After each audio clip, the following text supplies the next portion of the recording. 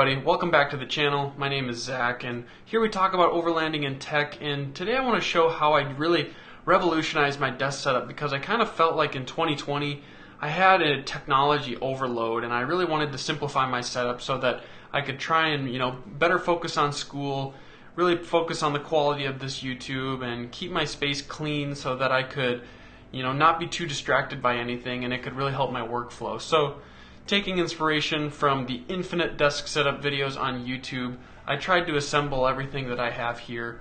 And especially when you're in school, having an iPad has been absolutely a game changer for doing online homework and taking notes and submitting assignments. It's been fantastic. And so that's why I kind of decided to make the jump from PC to Mac.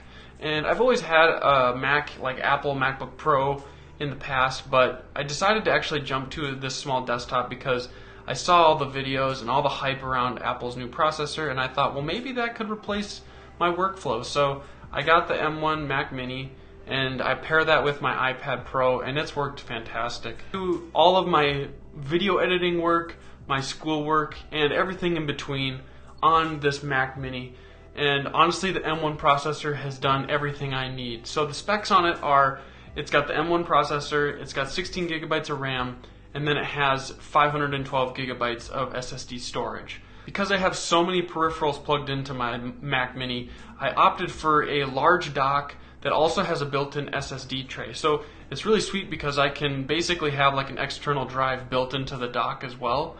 So that's been really awesome, having that extra storage for when I'm editing videos and when I just have so much content that needs to be stored somewhere after filming. So I've really enjoyed having that dock and extra space, and I guess we'll just jump into sort of the peripherals. So other than my Mac Mini, it's running this Dell 34-inch monitor. I'll put the model number right here. Basically, all you need to know about it is it's a 1440p monitor, an ultra-wide monitor, and it's been fantastic. I use this for spreading out everything when I'm editing so I can see the super long timeline, and if I'm not doing that, I can split the screen up into small sections, and it's been fantastic. Before you saw I had two different monitors, and I've honestly found that having just the one ultra wide has worked perfectly fine, and I almost wonder if I wasn't able to focus as well using those two monitors because I was trying to do too much at one time. So this has worked out really well for me so far, and I've been pretty happy. So other than my monitor, I have a Logitech 1080p webcam that I just found online. I just basically Googled decent webcams so that my video quality could be halfway decent and maybe quite a bit better than most of those laptop 720p webcams that are super pixelated and not super helpful when you're doing remote learning or Zoom calls or things of that nature. So I tried to pick up a slightly nicer webcam. Instead of using the built-in internal mic for that webcam, I just plug in my Rode microphone that I use on my camera. I'm spacing on what the exact model name is of it, but I'll put it right here on the screen. And I just put a dead cat on that because I've found that really helps maybe reduce a little bit of the echo, a little bit of the S's in my voice, and things of that nature. So because I wanted an external monitor to plug into my work laptop, I really have enjoyed the functionality of this monitor because basically it has a peripherals USB jumper cable that I can plug into both my Mac Mini and my work laptop, and then I run HDMI cables to both as well. So now what I'm able to do is when I switch my input, I toggle between all the same peripherals. So when I want my Mac Mini plugged in, I go to my HDMI 1 and it connects my webcam, my microphone, and all of my peripherals like my mouse and my keyboard and my speakers. And then all of a sudden when I need all of that for my work laptop, I can just switch my input to HDMI 2 and it works super seamlessly. Most of the new big monitors really have this functionality, and I think most people just don't take advantage of it, or maybe most people don't need it. But I found that to be incredibly helpful in not having to plug and unplug a bunch of things or having docking stations or things like that. It's all just built right into the monitor, so it keeps my cables minimal. So moving on from the monitor, the keyboard that I'm using is a Logitech keyboard. The model number is right here. I opted for this even though it's a Windows keyboard because I like the mechanical keys in it. I had that older keyboard and it was okay, but it was starting to get pretty gross and I think it just needed a refresh. And so I tried the K3 from Keychron, and while I like that, I just wasn't used to the mechanical switches on that keyboard, so that's sort of my backup, and my primary one I use is this full-size keyboard. The other thing I really noticed was I started to miss the number pad on the 60% keyboard, so I got this keyboard. It's got a really nice aluminum sort of brushed finish under the keys, and it just has a really nice aesthetic. Not to mention there's a built-in USB port on the back of this keyboard, so if I need a quick spot to plug in something, that's there. And then I have the same mouse as I've been using. It's this mechanical Logitech G900 series mouse. I haven't had any issues with it, and I've had it for I think close to 4 years now. So I've just been super happy with most of my Logitech peripherals. They've always served me well, and the reason I've upgraded is just to probably get something nicer, not because something broke. Under the mouse and the keyboard, I have a Cooler Master Extra Large mat. These are super nice because they can double as a coaster or a padded surface, or even just, you know, having lots of space to move your mouse. I just think it's really nice to have a large mouse pad, and it helps to protect my desktop, which, even though I did put a clear coat on this wood veneer Carlby countertop from IKEA, it still is nice to have something to protect it. So moving on from my mouse pad and peripherals, I use the Bose Companion 3 computer speakers. I think these were discontinued, but I really liked the speaker output on them.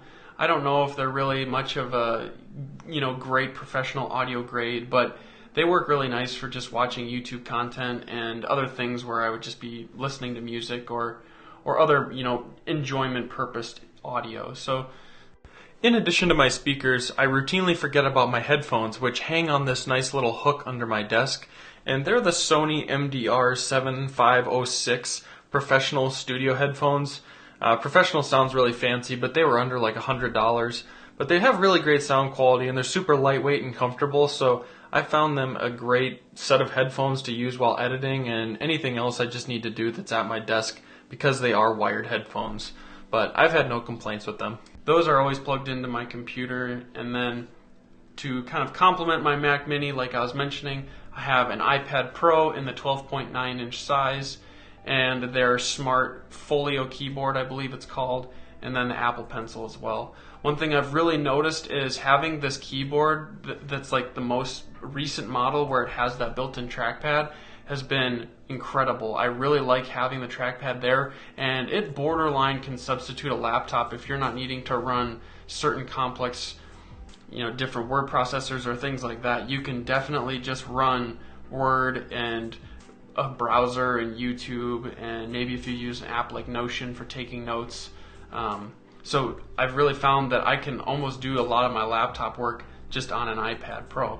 So that's been super awesome as well. Other than those sorts of things, I tried to keep my desk fairly simple, so I just have a fake IKEA plant just to provide a little bit of greenery. I've got a mini Erlenmeyer flask just as a little piece of memorabilia for, you know, being involved in science. And then my mug that's just a Starbucks mug from Pike's Place out in Seattle. I visited their flagship store one time and bought it. Ended up somehow melting a hole in the cup, so it turned into a nice thing to hold my pens and pencils. Everything on my desk is either mounted on my standing desk or it's on this monitor arm, and I opted for this monitor arm, which is just a simple Vivo branded monitor arm and mount, because I have a top-down camera system connected to it so that I can film myself working at my desk. In addition to the monitor arm, I also have a newer branded microphone stand. It's nothing fancy, but it helps to hold my microphone. And the standing desk that I have is the autonomous DIY kit. I think you guys have probably seen my video on this standing desk, but I will say that so far nothing has even remotely failed on it. It's worked fantastic. The shake isn't that bad, and when it's really high up, it honestly doesn't shake that much either. So if you're in the market for getting a standing desk, this desk is awesome. Especially since I had these IKEA shelving units, so I stacked 2 of those to the right of my desk just so that I have extra storage, because if you just have the standing desk with a piece of, you know, countertop or desktop on it, you have no drawers or no space for really any sort of storage or papers or notebooks or anything like that. So I put that all in the drawers next to my desk, and I had this piece of Carlby countertop on those 2 drawers. So when I bought my standing desk, I just stacked the drawers next to the desk screwed my Carlby countertop to the DIY kit, because the DIY kit's awesome. Because if you have a pre-existing counter, or maybe you want to build something custom yourself, it's a super easy way for you to still get a standing desk experience. So, like I was saying, this standing desk from Autonomous has been fantastic. I have the dual motor system. I don't know if they even sell it in a single motor system, but definitely get the dual motor system if you're looking for standing desks, because you'll be really thankful that it has that extra power for lifting heavy weight. I'm sitting on a Herman Miller Aeron chair. These are really awesome chairs that help support your back, and they're super breathable, and it makes sitting at a desk for 8 to 10 hours a day way more bearable. And especially with working from home or just working on schoolwork for extended periods of time, I'm really thankful for having these items, because I think they help with my posture and just staying healthier as I'm sitting or at my desk for long periods of time. The only thing left, I guess, to mention would just be that I have a couple of architectural Lego sets that were interesting to me, and so I have those on top of my drawer system next to my diploma.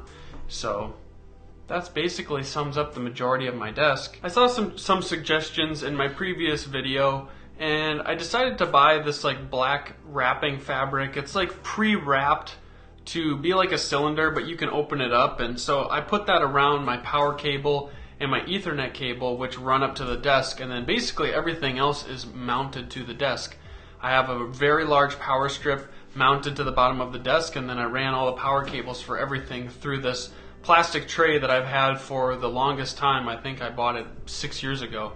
And so I just will hook all the cables into that and then run them down the tray and run them to the specific device that needs to be plugged in. And I don't think my cable management is perfect, but I think it's pretty clean and it definitely suits my needs. One of the biggest benefits to my recent kind of endeavors to clean up my cables is I mounted my subwoofer to the bottom of my desk, and I have these Velcro straps that mount to like this little plastic mounting hardware that goes on the bottom of the desk and holds the subwoofer and just like suspends it in the air with these Velcro straps.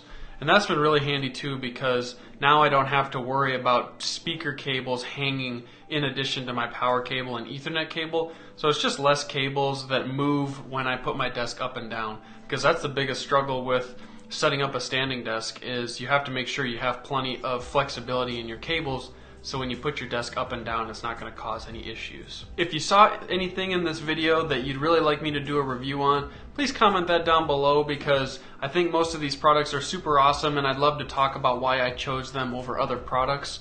Thanks for watching. I hope you enjoyed this like clean and minimalistic desk setup video. If you want to see more content like this, please subscribe and like the video if you enjoyed it, because it really helps the channel and the YouTube algorithm. So with that being said, thanks again for watching, and I'll catch you guys in the next video.